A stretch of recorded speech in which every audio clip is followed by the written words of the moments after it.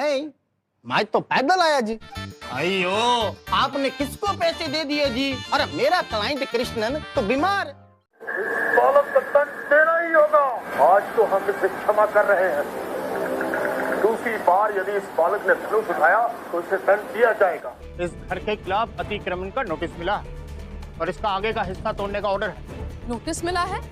ये घर यहाँ बरसों से है। देखो, तुम बीच में मत पड़ो, ये सरकारी काम है। हाथ कंगन को आरसी किया और इंग्लिश मैजिक वाले को अंग्रेजी क्या। प्रॉपर्टी के बिजनेस के लिए सबसे इंपॉर्टेंट चीज होती है, वो होते हैं उसके कॉन्टैक्ट्स। मुझे स्कोप मिल रहा था कि मैं अपने बिजनेस को एक्सपैंड कर सकता था, लेकिन मैं एक जगह पर चूक रहा था क्योंकि मैं इंग्लिश बोल नहीं पाता था। लोगों को बाहर पता ही नहीं लगा और मैं इंग्लिश बोलने लगा। व्हाट इज सॉलिड टेक्निक, और इंग्लिश आपके मुंह से अपने आप निकलने लगा। 5 स्टार होटल्स में, बड़ी बड़ी पार्टीज में और फॉरेनर्स के साथ मैंने मीटिंग की है। अब मैं किसी के साथ भी नजरें मिलाकर बात कर सकता हूँ। इंग्लिश मैजिक ने मेरे बिजनेस को कई गुना बढ़ाया। I am very good with dates, birthdays, anniversaries, appointments. I never forget any dates. तुम फिर वीडियोकॉन DTH रिचार्ज करना भूल गए ना? कहा था ना आज मेरा इम्पोर्टेंट शो है। नहीं, मेरे कहने का मतलब ये है कि एक तरफ हम इतनी जानकारी उसके लिए इकट्ठी कर रहे हैं और दूसरी तरफ आपने उस ऑटो वाले का ऑटो वापस कर दिया और उसके लफंगे दोस्त को भी थाने से जल्दी छुड़ा दिया। हमसे दुश्मनी बहुत महंगी पड़ेगी। गलत पंगा ले लिया इस बार तुमने। केस तो तुम हारोगे ही। अगर ताने ताने को मोहताज न कर दिया ना तो हमारा नाम रमाकांत नहीं। अमिताभ बच्चन, रिया चक्रवर्ती जो आज फंसी हुई है, और अपार शक्ति खुराना, और साउथ की ये मूवी थी। 2 दिन का काम किया था, लेकिन वो उनका आपस में कोई लोचा हो गया तो वो फिल्म बंद हो गई। अमिताभ बच्चन के साथ 2 दिन का काम था और मेरा उनका सेक्रेटरी का रोल था। हमने भुजा की बल से स्वर्ग से इंद्र को गिराया है, भुजा की बल से ही कैलाश इन हाथों पर उठाया है। पर क्यों इस नन्ही सी कमांड पर हमारी हंसी उठाते हो, जो काम लायक इन गीदड़ों के हम शेरों से करवाते हो। हम अभी इसे तिनके की तरह उठाएंगे आज और एक ही चोट में टुकड़े कहीं बनाएंगे आज। पहचान से मिला काम कुछ देर का होता है, लेकिन काम से मिली पहचान ताउम्र रहती है। नमस्कार, स्वागत है आपका रियासी अपडेट्स के खास प्रोग्राम रियासी के कलाकार में। आपके साथ मैं हूं पूजा वर्मा और आज हम आए हैं आपको एक ऐसे कलाकार से मिलवाने जिन्होंने एक्टिंग में अपने काम से अपनी पहचान बनाई है। जी, मिलवाते हैं आपको उनसे। तो पंकज जी, बहुत बहुत स्वागत है आपका रियासी अपडेट्स पे। नमस्कार जी, धन्यवाद आपका। जी, तो जैसे अभी हमने कहा कि आपने एक्टिंग और बॉलीवुड में अपनी एक पहचान बनाई है, तो पंकज जी हम ये जानना चाहेंगे कि मतलब आपको कितना स्ट्रगल करना पड़ा, क्योंकि फ्रेशर्स को जो है बहुत जल्दी चांस नहीं मिलता।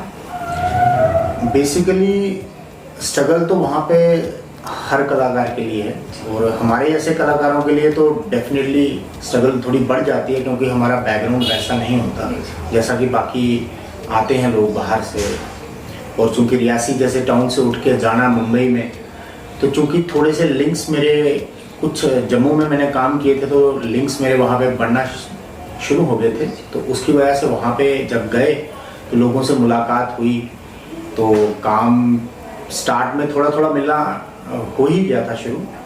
और अभी भी स्ट्रगल तो नॉर्मली चल ही रही है। बहुत मुश्किल है वहाँ पे काम लेना, बट हमें वहाँ पे डटे रहना है तो ही काम अच्छा मिलता है। तो आपकी शुरुआत कहाँ से हुई? रामलीला, आप जानते हैं मेरे घर के सामने रामलीला है, तो यहाँ पे मैं बचपन से हम देख रहे हैं, तो बहुत जगह मैं शौक रखता था कि मैं जाऊँ वहाँ पे करूँ, लेकिन वो कर नहीं पाते थे क्योंकि उस दौरान इतना सोच वैसी नहीं थी माता पिता की कि नहीं जाना है, करना है।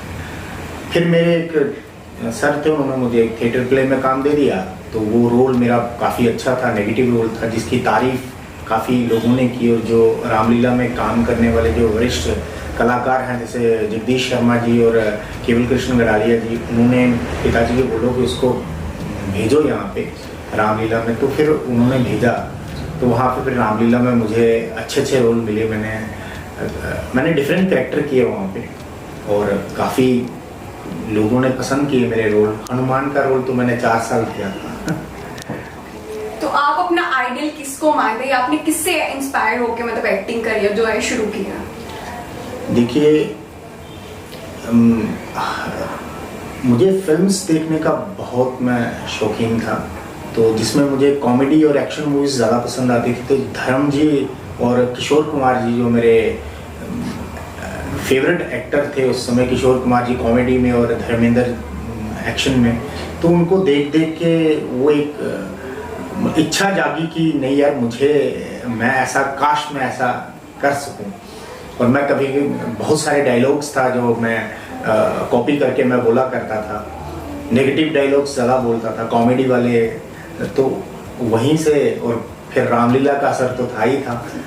उसके बाद जो लोकल थिएटर के जो डायरेक्टर थे उन्होंने भी काफ़ी सपोर्ट किया और मुझे काम देते थे वो मुझे, और मैं उनके साथ काम करता था और अच्छा लगता था। और इसलिए ड्रीम बन गया है कि नहीं यार, मैं मुंबई में जाने की इच्छा है मेरी। अब देखते हैं कब भगवान करता है वो पूरी इच्छा। हमने सुना है कि आपके बहुत सारे सीरियल्स और मूवीज जो हैं वो भी आ रही हैं, तो अपने अपकमिंग प्रोजेक्ट्स के बारे में थोड़ा सा बताइए। अभी शमशेरा मूवी जो संजय दत्त की मूवी है, मेरा एक नवाब का कैरेक्टर है। इसके अलावा एक सीरियल मैं साइन किया हुआ है, अभी कोरोना की वजह से वो बंद हो गया। अभी चालू जब होगा तो तब होगा। उसमें मेरा इम्पोर्टेंट कैरेक्टर है, मैं सेकंड लीड जो लड़की है उसका पिता का कैरेक्टर कर रहा हूँ। मगर वो शो जब चालू होगा तो उसकी तब की बात है। मगर शमशेरा मूवी जो है वो आने वाली है, वो नेक्स्ट ईयर रिलीज करेंगे मुझे। तो सर, सबसे पहले तो आपको रियासी अपडेट्स की तरफ से बहुत बहुत बेस्ट विशेस आपके अपकमिंग प्रोजेक्ट्स के लिए। आप ऐसे ही काम करते रहे और रियासी का नाम ऐसे ही रोशन करते रहे। तो सर, एक्चुअली हम लोग ये भी जानना चाहते हैं कि अभी आपको बहुत टाइम हो गया मतलब बॉलीवुड में काम करते हो, तो सर आपने अभी तक कितना जाना है बॉलीवुड को, कि मतलब टैलेंट के बेस पे काम मिलता है, या जैसे अभी नेपोटिज्म बहुत चल रहा है, वो क्या वो मतलब बॉलीवुड में वाकई वो चीज़ है? देखिए, नेपोटिज्म पे तो बहुत अलग डिबेट हो जाती है, और रही बात टैलेंट की, तो मैं सिर्फ इतनी बात जानता हूँ कि भगवान जो चाहता है वही होता है, और किस्मत वहाँ पे बहुत अच्छी होना बहुत ज़रूरी है। उसका रीज़न ये है कि आप जितने मर्जी टैलेंटेड हो, मगर अगर आपकी लक आपको फेवर नहीं करेगी ना तो वहाँ पे आपसे अच्छे बंदे मिलेंगे, ना ही अच्छे लोगों से आपके ताल्लुकात होंगे, अच्छे रोल आपको मिलेंगे नहीं। अगर आपका लक आपको फेवर करेगा और भगवान की कृपा होने लगेगी, तो आपके दुश्मन भी वहाँ दोस्त बन जाए, अदरवाइज आपके दोस्त भी वहाँ दुश्मन बन जाए। तो ऐसा है। और रही बात नेपोटिज्म की, तो नेपोटिज्म में क्या है कि लोग, हर जो पिता है वो अपने बच्चे को आगे बढ़ाना चाहता है। जैसे अगर हम वरुण धवन की बात करें तो डेविड धवन तो चाहता है उसका बेटा बड़े रोल करे, और कर भी रहा है वो। तो ऐसा होता है, आम एक्टर के लिए वो लेवल पे जाना थोड़ा डिफिकल्ट होता है और लंबा होता है, क्योंकि प्रायोरिटी जो दी जाती है वो स्टार किड्स को ज़्यादा दी जाती है, चाहे वो टैलेंटेड हों चाहे नहीं हों। अब हमारे जैसे एक्टर्स हैं जो टैलेंटेड हैं, मगर वो उस लेवल पे इसलिए नहीं पहुंचते कि हम स्टार किड्स के या बैकअप नहीं है, वो हमारे कोई लिंक्स नहीं है वैसा। तो ये है नेपोटिज्म, यहाँ पे हमारे जैसे एक्टर्स के लिए बहुत ज़्यादा सेटबैक है। तो सर, एक्टिंग की बात हो गई, अभी मतलब हम लोग ये भी जानना चाहते हैं कि एक्टिंग के अलावा आपको और क्या क्या करना पसंद है? मैं बेसिकली गाने सुनना पसंद करता हूँ, और थोड़ा बहुत मैं गा भी लेता हूँ, मैं कोशिश भी करता रहता हूँ। तो 4 लाइनें हो जाए कोई भी आपके फेवरेट सॉन्ग की। मैं तो पुराने गाने ज़्यादा सुनता हूँ और वही गाना भी पसंद करता हूँ। तो किशोर कुमार मेरे फेवरेट सिंगर हैं, उन्हीं के गीत के 2 बोल मैं सिंगर नहीं हूँ भाई, जज मत करना मुझे देखने वाले, लेकिन हाँ।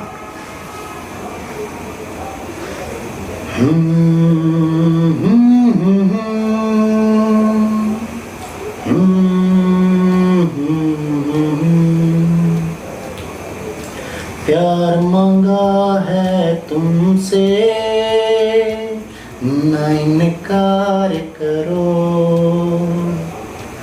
प्यार मांगा है तुमसे, ना इनकार करो। पास बैठो जरा आज तो इकरार करो। प्यार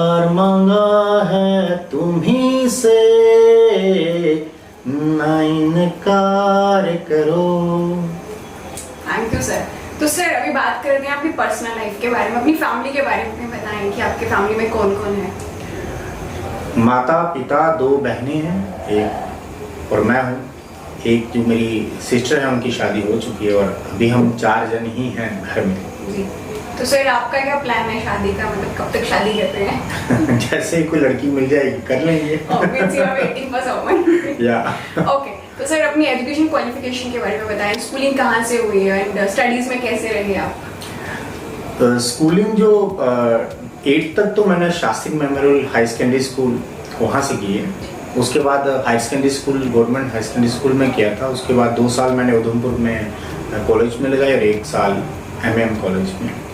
तो ग्रेजुएट, साइंस ग्रेजुएट हूँ मैं, और इसके अलावा मैंने ITI भी किया हुआ है। तो बस पढ़ाई तो एवरेज स्टूडेंट ही थे, वैसे मेधावी नहीं थे जो आजकल जैसे बच्चे हैं, क्योंकि शायद उस समय पढ़ाई का थोड़ा सिस्टम नहीं था वैसा।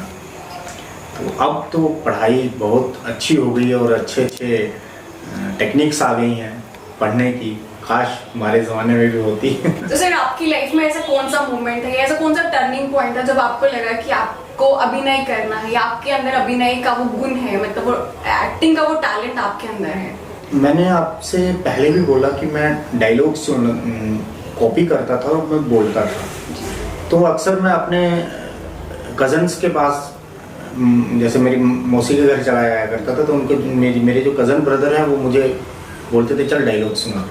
तो मैं कभी गब्बर का डायलॉग बोल देता था, कभी धर्म जी का वो टंकी पे चढ़ने वाला डायलॉग हो जाता था, कभी अमिताभ बच्चन के डायलॉग्स होते थे। तो वो धीरे धीरे बोलता रहता था। तो और सामने रामलीला, मैंने आपको पहले ही बताया कि रामलीला यहाँ पे तो हमने होश संभालते ही देखना शुरू कर दी थी। तो वो डायलॉग्स, रावण के डायलॉग्स तो यहाँ पे ज़्यादा बोले जाते हैं, तो वो याद कर करके वो कॉपी कर, तब से ही मन था कि काश हमें भी ये रोल मिले। और भगवान श्री राम की कृपा हुई कि मुझे रामलीला में बहुत अच्छे रोल करने को मिले, और वहीं से मेरा हिम्मत बढ़ना शुरू हो गई। फिर कुछ बड़े डायरेक्टर्स के साथ मैंने काम कर लिया। श्याम बेनेगल सर के साथ मैंने जब काम किया, दयाल नेहरानी सर जिन्होंने गैम्बलर मूवी और अंधा युद्ध मूवीज डायरेक्ट की हैं, तो उन्होंने तारीफ मेरी की। और एक श्याम रावत सर हैं जिन्होंने मुझे बहुत ज़्यादा सपोर्ट किया। उन्होंने मुझे एक सीरियल में भी काम दिया जिसमें कुणाल केमू के फादर डायरेक्टर थे, उनके साथ मैं थिएटर किया करता था जम्मू में। तो उन्होंने मुझे बोला मैं तेरे को एक रोल दूंगा। तो उसमें हमारे गाँव कोई आएगा मेरा पहला टीवी सीरियल है, वो DD नेशनल पे और DD उर्दू पे टेलीकास्ट हुआ था। उसमें मैंने एक मुखिया का, जो गांव का सरपंच होता है, मुस्लिम कैरेक्टर था, बड़ा अच्छा रोल था वो। तो उसमें ललित तिवारी जी आए हुए थे। ललित तिवारी जिन्होंने महाभारत में संजय का कैरेक्टर किया था, जिनको महाभारत का युद्ध जो है लाइव दिखता था। तो उन्होंने मेरी बड़ी तारीफ की। बड़े, हमारे लिए तो वो बड़े एक्टर थे, क्योंकि हम तो फर्स्ट टाइम किसी एक्टर को लाइव देखा था हमने। तो उन्होंने जब तारीफ की तो मेरे को थोड़ा हौसला, और फिर ऊपर से जो श्याम रावत सर, उन्होंने इतनी बड़ी बड़ी फिल्मों में एज AD का काम किया होता डायरेक्शन टीम में, तो उन्होंने बहुत, और रवि केमू सर जो कुणाल केमू के फादर हैं, उन्होंने भी मुझे कहा। फिर श्याम बेनेगल सर ने मेरी तारीफ कर दी। Shyam Benegal one of the world toppest director हैं, तो उन्होंने भी जब तारीफ की तो फिर मेरा हौसला और बढ़ गया। फिर मैंने फिल्म की थी अक्कड़ बक्कड़ बम्बे बो, बच्चों की मूवी थी, पंजाब में और उसमें हिमाचल में शूट हुआ था। तो मुकेश खन्ना के साथ मेरे सीन थे। तो मुकेश खन्ना, यूसुफ हुसैन और सोनिका गिल, ये इनके साथ मेरा सीन था। तो मुकेश खन्ना ने मेरी वहाँ पे तारीफ की और उन्होंने मुझे कहा यार वेरी नाइस एक्टिंग। फिर डॉक्टर वैद थप्पर हैं जो राजा रैंचो सीरियल में बने थे और राजा का कैरेक्टर किया था, और बहुत सारी फिल्म्स और उन्होंने किए हुए हैं, सीरियल्स किए हुए हैं और अभी भी करते हैं। तो उन्होंने भी मेरी तारीफ की, तो फिर मेरा हौसला और बढ़ गया। तो फिर मैंने कहा चलो मुंबई जाना ही चाहिए। तो फिर रामलीला का कोई एक डायलॉग सुना देंगे? हाँ, मैं तो मैंने आपको पहले ही बोला कि यहाँ पे रामलीला ऐसी है कि हर बंदा रावण का रोल करना चाहता है। तो मैं रावण का एक डायलॉग है, पर काफी लंबा डायलॉग है वो, कोशिश करता हूँ जल्दी खत्म हो जाए। कर डालेंगे अगर छोकरे हर एक काम को, तो दुनिया में कौन जानेगा रावण के नाम को। कर नहीं सकता मेरे सिवा कोई इस काम को, दिल से निकाल दीजिए ख्याले खाम को। ऐ राजा जनक, अफसोस कि तुमने हमारे बल को नहीं पहचाना, और हम ही से ही चाहता है कमान तिनके की तरह उठाना। तलब अगर थी आजमाइश की तो शर्त ब्रह्मांड की करते, कि बच्चों के खिलौनों पे हमारा अपमान न करते। हमने भुजा की बल से स्वर्ग से इंद्र को गिराया है, भुजा की बल से ही कैलाश इन हाथों पर उठाया है। पर क्यों इस नन्ही सी कमान पर हमारी हंसी उठाते हो, जो काम लायक इन गीदड़ों के हम शेरों से करवाते हो। हम अभी इसे तिनके की तरह उठाएंगे आज, और एक ही चोट में टुकड़े के बनाएंगे आज। Very nice. मैं बीच में थोड़ा लड़खड़ा गया हूँ कि इट्स अ लॉन्ग टाइम। तो ये रोल मुझे बहुत पसंद था, और मैंने काफ़ी इसको किया, मैंने 2 साल किया मैंने, अच्छा लगा मुझे, काफ़ी लोगों ने तारीफ भी की थी। अभी तो खैर बहुत सारे डायलॉग्स भूल गए, तो डिफरेंट कैरेक्टर करता था, मुझे अच्छा लगता था। मैं वैरायटी करना पसंद करता हूँ, और मैंने थिएटर प्लेस में भी डिफरेंट कॉमेडी भी की है, नेगेटिव ज़्यादा किए हैं, और नॉर्मल इमोशनल भी किए हुए हैं। तो पंकज जी, आज आप जिस मुकाम पे हैं, आपको मतलब फैमिली का कितना सपोर्ट रहा है इसमें, या मतलब कोई ऐसा जिन्होंने आपको बहुत इंस्पायर किया हो, ऐसा कोई मोमेंट? देखिए, मैंने आपको पहले ही बोला कि मैं पहले अंडर कॉन्फिडेंट रहता था हर समय। मुझे ये लगता था कि मेरी शक्ल नॉर्मल है, और वहाँ पे मुंबई में इतने हैंडसम टैलेंटेड, और हमारे रियासी में इतने हैंडसम और टैलेंटेड लड़के हैं, मैं उनके मुकाबले में क्या मैं मुंबई में अपने आप को कामयाब कर पाऊँगा, या क्या उस रेस में मैं खड़ा हो पाऊंगा। तो ये थोड़ा था। लेकिन जैसे कि श्याम रावत सर जो हैं, उन्होंने, और श्याम बेनेगल सर ने, दयाल नेहरानी सर ने, मुकेश खन्ना जी ने जब तारीफ कर दी, तो भाई इतने बड़े बड़े लोगों की तारीफ से तो मेरा हौसला बढ़ गया। तो वही मेरे लिए ये था। और माता पिता की तो आपको मालूम है, जो माँ बाप होते हैं, भाई बहन होते हैं, उनकी सपोर्ट तो हमेशा रहती ही रहती है। तो सर, आप बेसिकली रियासी से हैं, तो आपको क्या लगता है, मतलब रियासी का होने की वजह से क्या क्या प्रॉफिट आपको हुआ, या क्या बेनिफिट्स हुए, क्या लॉस हुआ एक्टिंग करियर में? पहले तो मैं बेनिफिट्स ही बताऊंगा। बेनिफिट्स ये हुआ कि यहाँ पे जब मैं रामलीला किया करता था, यहाँ स्टेज किया करता था, तो मेरी हुटिंग बहुत ज़्यादा होती थी। दोस्त लोग करते हैं मजाक उड़ाने के लिए, क्योंकि उन बेचारों को भी, क्योंकि वो दौर था जब हम छोटे थे, तो वो नॉलेज नहीं थी कि ये चीज़ होती है। तो लेकिन मैं हुटिंग होते हुए भी मैं रोल पे अच्छा परफॉर्म कर जाता था। और उससे मेरा बेनिफिट क्या हुआ, एक तो मेरी कंसंट्रेशन अच्छी रही, मेरा जो वॉइस का थ्रू अच्छा रहा, और मेरा कॉन्फिडेंट लेवल इस लेवल का हो गया कि मैं कोई भी रोल कर देता था स्टेज पे, मुझे डर नहीं लगता था। स्टार्ट में तो डर सबको लगता है, लेकिन बाद में मेरा डर, वो जो डर था ना, वो निकलना शुरू हो गया। ये मेरा बहुत ज़्यादा जो प्लस पॉइंट था। और फिर जो सीनियर मोस्ट एक्टर थे, मैंने जैसे आपको बोला कि जगदीश अंकल जी, और केवल कृष्ण अंकल जी, सतीश अंकल जी, और रमेश बाली सर, उन्होंने बहुत ज़्यादा मुझे सपोर्ट किया। भाई तू अच्छा। सूरज जी जो अभी इस दुनिया में नहीं है, उन्होंने भी मुझे मेरे रोल की तारीफ़ की थी, और उस समय उन्होंने बोला था मुझे कि भाई अच्छे एक्टिंग करते हो। फिर सुदेश अंकल जी जो रावण का रोल भी किया करते थे, और अपने ब्रह्म स्वरूप जी जो हनुमान का रोल किया करते थे, उन्होंने जब हनुमान का रोल देखा तो मुझे ऑफर आया कि मैं सुदेश सर के साथ रोल करूँगा। तो लेकिन मेरा एग्ज़ाम था उस समय, तो मैं उस दिन आ नहीं सकता था, स्पेशल शोज होते हैं जो।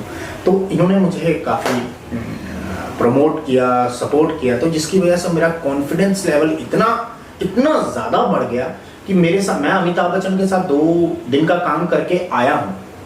अमिताभ बच्चन, रिया चक्रवर्ती जो आज फंसी हुई है, और अपार शक्ति खुराना, और साउथ की ये मूवी थी। 2 दिन का काम किया था, लेकिन वो उनका आपस में कोई लोचा हो गया, तो वो फिल्म बंद हो गई। अभी मालूम नहीं वो करेंगे स्टार्ट, नहीं करेंगे, कोई मालूम नहीं है।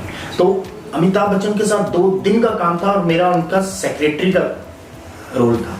मेरा इंपॉर्टेंट रोल था, मेरा 15 दिन का काम बोला हुआ था उन्होंने, बट अनफॉर्चुनेटली कोई इंसिडेंट हो गया उनका, तो नहीं तो मैं आज बड़े स्टार्स में काउंट हो जाता, क्योंकि अमिताभ बच्चन के मेन सेक्रेटरी मैं ही था।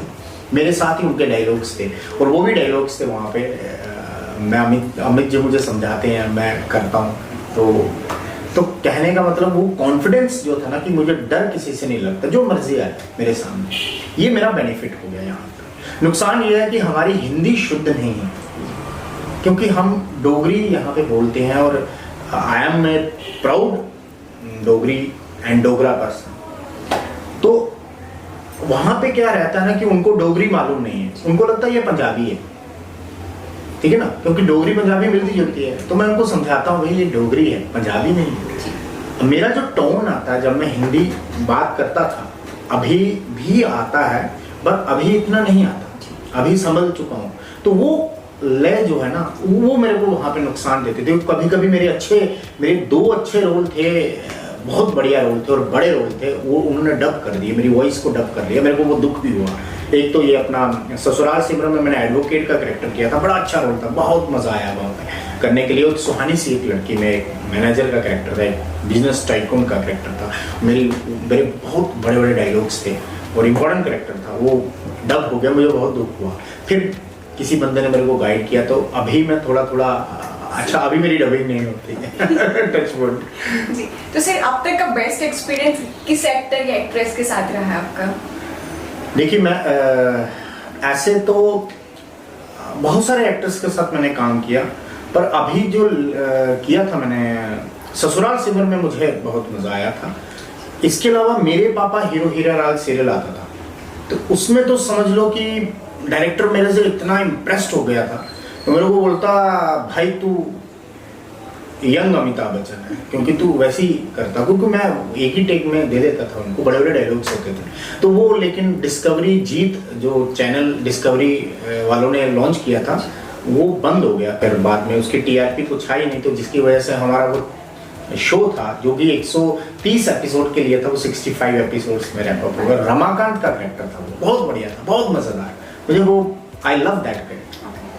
तो सर अगर आप एक्टिंग प्रोफेशन में नहीं होते, मतलब अगर आप एक्टर नहीं होते, तो किस प्रोफेशन में होते?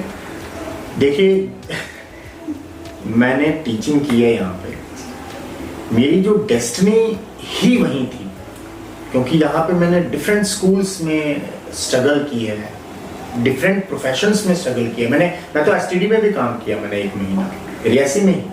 मेरे एक दोस्त है, तो उन्होंने मुझे बोला चल, मैंने कहा यार काम नहीं, तो उसने बोला ठीक है। फिर स्कूल्स में इंश्योरेंस का काम किया, तो लेकिन मेरी डेस्टिनी शायद भगवान ने मेरी किस्मत में लिखा था, मुझे मुंबई जाना है, वहाँ काम करना है और एक्टिंग फील्ड में आना है मुझे। तो अभी मैंने पॉइजन नाम की वेब सीरीज भी की थी, Z5 पे है, उसमें बड़ा बहुत मज़ेदार कैरेक्टर है। इसके अलावा कर ले तो भी मोहब्बत एक वेब सीरीज है, उसमें भी मैंने काम किया था, वो भी बहुत इंटरेस्टिंग कैरेक्टर था, वो बड़ा कॉमेडी था, इंस्पेक्टर का कैरेक्टर था वो। अगर आप देखेंगे ऑल्ट बालाजी की है तो उसमें आपको मजा आएगा देखने में। इनसाइड एज 2 में भी क्या, उसमें तो खैर छोटा रोल था, तो वो अंपायर का। तो ये कहने का मतलब है कि मैं एक्टर नहीं भी होता तब भी मुझे लगता मैं एक्टर ही होता, क्योंकि ये शायद मेरी किस्मत में है, और जो किस्मत में होता है वो तो मिलना ही मिलना। Exactly sir. तो सर अगर आपके पास कोई एक मैजिकल पावर आ जाए तो आप क्या करना चाहेंगे सिर्फ 1 दिन के लिए? तो मैं भाई 1 दिन के लिए कम से कम लोगों के दिलों से घृणा जो है, नफरत जो है, उसको समाप्त करना चाहूँगा, दोस्ती को बिल्डअप करना चाहूँगा। घृणा अपने प्रति या समाज के प्रति? हर एक शख्स के प्रति घृणा जो है, नफरत जो है, वो खत्म होनी चाहिए। अगर हमें नफरत करनी है, हमें बुरे काम करने से नफरत करनी है, ठीक है ना, हमें अच्छे काम करने हैं। और अच्छे अब देखो, आप एक दूसरे से जलसी भी करते हैं, जलन करते हैं, तो वो नहीं करनी है। तो वो सब मैं चाहूँगा कि वो समाप्त हो जाए पूरी विश्व से। तो सर अगर आपको चॉइस दी जाए कि आपको बॉलीवुड के किसी एक एक्टर का रोल रिक्रिएट करना है, ये रोल निभाना है, तो आप किसको चूज करेंगे? मतलब कौन से एक्टर का रोल आप निभाना चाहेंगे आपकी अपनी चॉइस से? मेरे तो यार बहुत ज़्यादा चॉइसेस हैं मगर मैं इसमें किसको मैं बोलूं, बड़े अच्छे रोल्स मुझे अच्छे लगते हैं, जो कि मैं धर्म जी हो, चाहे सुनील दत्त जी हो, अमित जी हो, राजकुमार जी हो। तो फिर भी मैं राजकुमार जी का सौदागर फिल्म का जो रोल है वो करना चाहूँगा, सौदागर फिल्म में, क्योंकि वो बहुत ज़बरदस्त उनका दमदार कैरेक्टर है, ऐसे वो करना चाहूँगा। तो सर अगर हम लोग बात करें कि हमारी सोसाइटी में जो है वो एक्टिंग प्रोफेशन को मतलब वो प्रेफरेंस नहीं दी जा रही है। माँ बाप चाहते हैं कि उनका बच्चा डॉक्टर बने, इंजीनियर बने, लॉयर बने या कुछ और बने, बट एक्टिंग में मतलब एक नेगेटिव इमेज हमारी सोसाइटी में, तो इस पर आप क्या मैसेज देना चाहते हैं? देखिए, मैं सबसे पहले तो क्षमा चाहूँगा अगर मेरी बात ये किसी को बुरी लगे, जो अभी मैं बोलना चाहता हूँ, जो भी सुनेंगे। हमारे रियासी में जो मेरे पेरेंट्स हैं, जैसे कम पढ़े लिखे हैं, ऐसे कईयों के बच्चों के पेरेंट्स जो हैं कम पढ़े लिखे हैं, तो और वो बहुत सारे गरीब तबके के हैं, तो वो तो यही चाहते हैं कि यार पढ़ लिख जाए बच्चा, पढ़ने के बाद कोई डॉक्टर, टीचर, क्लरिकल सेक्शन में गवर्नमेंट जॉब लग जाए बेचारे की, तो कम से कम चलो हम तो ऐसे नहीं हो पाए, पर हमारे बच्चे, उनका जो फ्यूचर है वो सुधर जाए, तो इसलिए उनकी सोच ये रहती है। दूसरा पॉइंट आता है कि एक्टिंग, अब इसमें बहुत सारी नेगेटिविटी इसलिए भी आती है कि एक तो हम रियासी जैसे टाउन में, मुंबई जैसे बड़े शहर में कैसे जाना है, मुंबई बहुत महंगा शहर है, सबको मालूम है, कैसे कितने पैसे कहाँ से लाने हैं, फिर कहीं हमारा बच्चा बिगड़ ना जाए, गलत रास्ते पे ना चल जाए, क्योंकि वहाँ पे ओपन है सब कुछ, ये भी सोच होती है। फिर क्या हम अपने बच्चों के ऊपर कॉन्फिडेंट नहीं होते, क्या ये एक्टिंग कर भी पाएगा कि नहीं। रामलीला में इतने अच्छे अच्छे एक्टर हैं, हमारी रियासी की रामलीला में, थिएटर में अच्छे अच्छे एक्टर हैं, पर पेरेंट्स इसी वजह से कि पता नहीं तेरे से हो पाएगा कि नहीं होगा, चल इधर ठीक है। फिर एक ये बात भी होती है, और दूसरी ये भी बात होती है कि भाई पेरेंट्स को बच्चों से लगाव बहुत ज़्यादा होता है कि यार इतनी महीने कैसे बच्चा दूर रहेगा हमसे, तो वो भी फिक्र भी रहती है कि गुंडागर्दी वहाँ पे रहती है, आप जानते ही हैं, न्यूज़ देखते हैं, तो ये डर होता है। तो ऐसा है कि डरने की आवश्यकता नहीं है, सब कुछ अपने हाथ में होता है। जो जिस बच्चे ने बिगड़ना है वो घर में भी बिगड़ेगा, रियासी में भी बिगड़ेगा, और जिसने नहीं बिगड़ना है तो वो मुंबई जाके कभी नहीं बिगड़ सकता, अगर उसको अपने पेरेंट्स की थोड़ी सी भी इज्जत है, प्यार है। तो एक तो ये चीज़। दूसरी चीज़ है कि अगर आप एक्टिंग में कॉन्फिडेंट हैं, आप अपने पेरेंट्स को अपने कॉन्फिडेंट में लाइए कि नहीं मैं कर सकता हूँ, मुझे थोड़ा सा तो मौका दो, अब मुझे ले लो। मैं वहाँ पे सिर्फ ये बोल के गया था घर वालों को कि मैं 6 मंथ्स के लिए जाऊँगा, अगर 6 मंथ के अंदर अंदर मुझे काम मिलेगा तो मैं रहूँगा, नहीं तो मैं वापस आ जाऊँगा।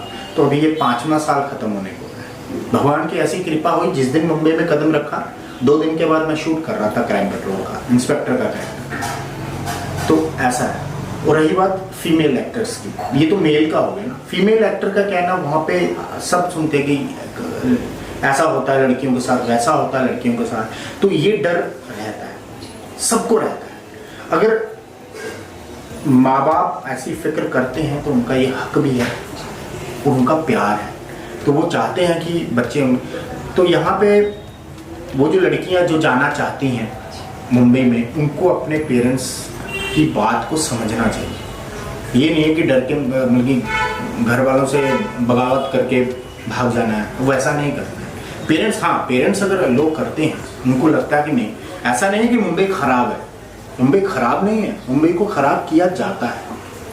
वहाँ पे अगर आप 10 बंदों से होंगे ना, आप 6 बंदे आपको ना आपके होता क्या ना, नॉलेज नहीं होती, आप जाते ही ना ऐसे लोगों से मिल जाते हो जो खराब होते हैं, और आप अच्छे बंदे तक पहुँच नहीं पाते। जब आप अच्छे बंदों तक पहुँच जाओगे ना, तो आपके साथ कुछ भी गलत नहीं होगा। मेरे साथ तो ऐसा ही हो रहा है। अच्छे बंदों से मुलाकात, चूंकि नॉलेज नहीं थी तब, तो अच्छे बंदों से मुलाकात कम होती थी, बुरे लोगों से ज़्यादा होती थी, तो इसलिए काम उस लेवल का नहीं किया जैसा कि मेरा होना चाहिए था। लेकिन अब भगवान की कृपा है कि थोड़े अच्छे लोगों के साथ भी जुड़ाव हो रहा है, तो काम मिल रहा है। चलिए, तो एक्टिंग के बारे में तो बहुत सारी बातें होंगी सर, अभी हम आपकी प्रेजेंस ऑफ माइंड को चेक करते हैं। So I have a question for you. 2 football teams हैं, दोनों ने मैच खेला और एक टीम ने 3-0 से मैच को जीता, मगर किसी भी बंदे ने कोई गोल नहीं किया, तो ऐसा कैसे पॉसिबल है? फुटबॉल मैच में भाई बॉल को गोल नहीं किया होगा, बॉल शूट किया होगा। नहीं, गोल किया है, एक टीम ने मैच 3-0 से जीता है, मगर किसी भी बंदे ने कोई गोल नहीं किया। तो फीमेल टीम होगी ना फिर यही हो सकता है। This is the correct answer. So thank you so much sir, बहुत अच्छा लगा आपसे बात करके। उम्मीद करके आप ऐसे ही काम करते रहे। धन्यवाद आपका, आपने मेरा इंटरव्यू लिया और मैं उम्मीद करता हूँ कि यहाँ के जो पेरेंट्स हैं वो अपने बच्चों को प्रमोट करें, क्योंकि मैं यहाँ पे देखता हूँ, मैं कई लोगों को बोलता भी हूँ यार आप अच्छा दिखते हो, और आप जैसे लोग वहाँ पे अगर आते हैं तो आपको काम मिल सकता है, क्योंकि ये यंग है। मैं तो चलो ठीक है, अब जो 20-25 साल के जो लड़के हैं जो हैंडसम हैं, टॉल हैं, पर्सनैलिटी अच्छी है, हीरो हैं, तो वहाँ पे तो वैसे ही चाहिए रहते हैं ना उनको। अब कम से कम टीवी कमर्शियल एड्स में तो उनको काम आराम से मिल सकता है। तो यही है कि पेरेंट्स अपने बच्चों को समझें, उनके सपने पूरे करने में उनकी मदद करें। तो उम्मीद करते हैं आने वाले समय में हमारी रियासी से और भी नए नए कलाकार निकले। तो धन्यवाद सर आपका कीमती समय रियासी अपडेट्स को देने के लिए। तो ये थे हमारे साथ रियासी के पंकज आनंद, जिन्होंने एक्टिंग में अपने काम से अपनी पहचान बनाई है। फिर मुलाकात होगी एक नए रियासी के कलाकार के साथ, तब तक बने रहे रियासी अपडेट्स के साथ। मेरे साथ मेरे वीडियो जर्नलिस्ट प्रदीप को दीजिए अनुमति। धन्यवाद।